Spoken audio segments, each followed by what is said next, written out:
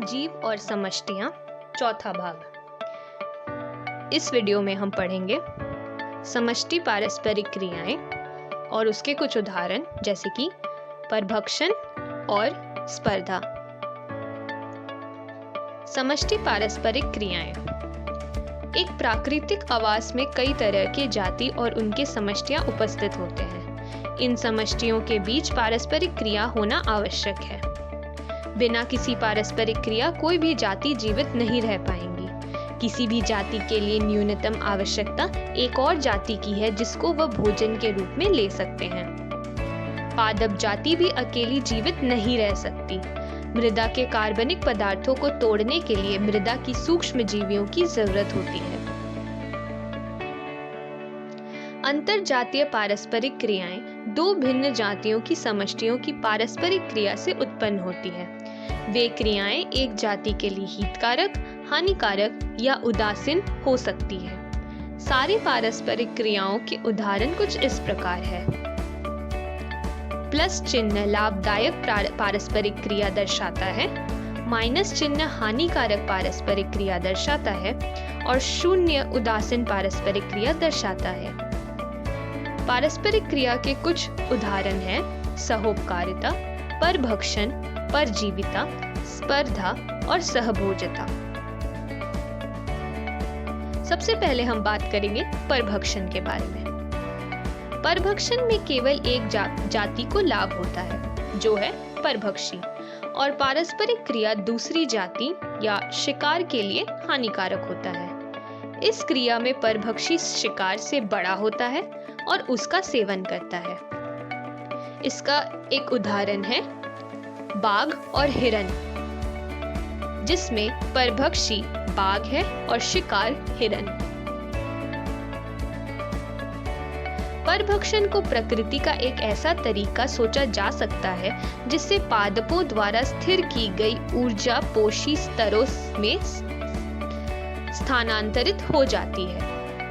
पोषी स्तरों तक ऊर्जा स्थानांतरण के लिए सन्नाल या कॉन्ड्यूइट के रूप में परभक्षण कार्य करता है। परभक्षण ऊर्जा स्थानांतरण के अलावा शिकार समष्टि को नियंत्रण में रखने के लिए एक महत्वपूर्ण भूमिका निभाती है। अगर परभक्षी नहीं होता तो शिकार जातियों का समष्टि घनत्व बहुत ज्यादा हो जाता और पारितंत्र में अस्थिरता आ जाती।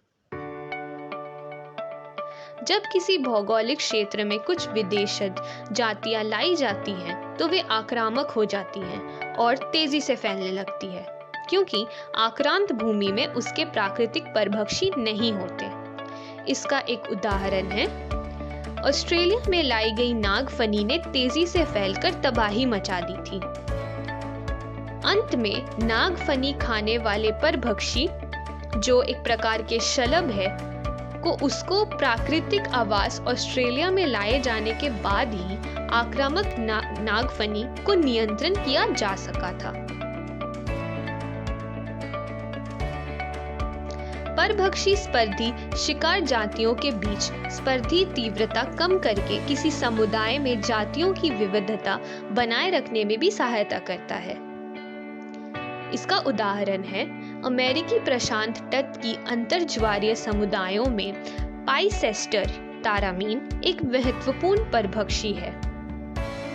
परंतु जब सभी तारामीन वहां से हटा दिए जाने पर एक साल में ही अकशेरुकियों की 10 से भी अधिक जातियां अंतरजातीय स्पर्धा के कारण विलुप्त हो गई। अगर परभक्षी ज्यादा ही दक्ष है और अपने शिकार का अति दोहन करता है तो हो सकता है कि शिकार ही विलुप्त हो जाए और इसके बाद खाने के अभाव में परभक्षी भी विलुप्त हो जाएगा। यही कारण है कि प्रकृति में परभक्षी विवेकी है। परभक्षण के प्रभाव को कम करने के लिए शिकारी जातियों ने विभिन्न रक्षा विधियां विकसित कर ली है। इसमें से पहला उदाहरण है कीटों और मेंढकों की कुछ जातियां परभक्षी द्वारा आसानी से पहचान लिए जाने से बचने के लिए गुप्त रूप से रंगीन होती है। इसका दूसरा उदाहरण है कुछ शिकार जातियां वैशील्य होती हैं और इसलिए परभक्षी उन्हें नहीं खाते। मोनार्क तितली के शरीर में विशेष रसायन होने के कारण यह अपने परभक्षी, जो एक पक्षी है, उसके लिए बहुत ही अरुचिकर यानी स्वाद में खराब होता है। इस प्रकार मोनार्क तितली अपने परभक्षी से बच सकता है। पौधों के लिए शाकाहारी प्राणी परभक्षी है। लगभग 25% कीट पादप भक्षी या फाइटोफैगस होते हैं, अर्थात वे पादप रस और पादपों के अन्य भाग खाते हैं। रक्षा के सबसे सामान्य आकारिकीय साधन कांटे या कैक्टस जो परभक्षी से बचाते हैं। बहुत से पादप ऐसे रसायन उत्पन्न करते हैं जो खाए जाने पर शाकाहारियों को बीमार कर देते हैं, पाचन का संदमन करते हैं, उनके जनन को भंग कर देते हैं या उन्हें मार ही देते हैं। अब दूसरा प्रकार का पारस्परिक क्रिया है स्पर्धा। स्पर्धा एक ऐसा प्रक्रम है जिसमें एक जाति की योग्यता दूसरी जाति की उपस्थिति में महत्वपूर्ण रूप से घट जाती है। यह सिर्फ संबंधित जातियों के बीच सीमित संसाधनों के लिए नहीं है, परंतु असंबंधित जातियां भी एक ही संसाधन के लिए स्पर्धा कर सकती हैं। जैसे कि फ्लेमिंगो और मछली एक ही प्रकार के ज़ूप्लैंक्टन के लिए स्पर्धा करती है। स्पर्धा के लिए संसाधनों का सीमित होना आवश्यक नहीं है। बाधा स्पर्धा में एक जाति की असंदक्षता दूसरी जाति की संदमनी उपस्थिति के कारण घट सकती है, भले ही संसाधन पर्याप्त मात्रा में उपलब्ध क्यों ना हो। जब संसाधन सीमित होते हैं तो स्पर्धी रूप से उत्तम जातियां अंततः दूसरी जातियों को विलुप्त कर देती है। इसे स्पर्धी अपवर्जन कहते हैं। इसका एक सामान्य उदाहरण है गैलापेगोस द्वीप में बकरियां लाए जाने के बाद एबिंग कछुआ एक दशक में ही विलुप्त हो गई, क्योंकि बकरियों की चारण दक्षता कछुओं से काफी अधिक थी, जिसके कारण कछुओं के लिए संसाधन की कमी हो गई और वे विलुप्त हो गए। किसी प्रतिबंधित भौगोलिक क्षेत्र में स्पर्धी रूप से उत्तम जाति को प्रयोगात्मक रूप से हटा दिए जाने पर कमजोर जाति अपनी वितरण परास नाटकीय ढंग से फैला लेते हैं। इसे स्पर्धी मोचन कहते हैं। इसके कुछ उदाहरण हैं। स्कॉटलैंड के चट्टानी समुद्र तटों पर बड़े और स्पर्धी रूप से उत्तम बार्नेकल बैलेनस की अंतर्ज्वरीय क्षेत्र में प्रमुखता है और इसने छोटे बार्नेकल चैथमेलिस को उस क्षेत्र से निकाल दिया। परंतु बार्नेकल बैलेनस को हटा देने पर बार्नेकल चैथमेलिस की संख्या में वृद्धि हो गई। अब बात करते हैं गॉसेस स्पर्धी अपवर्जन नियम।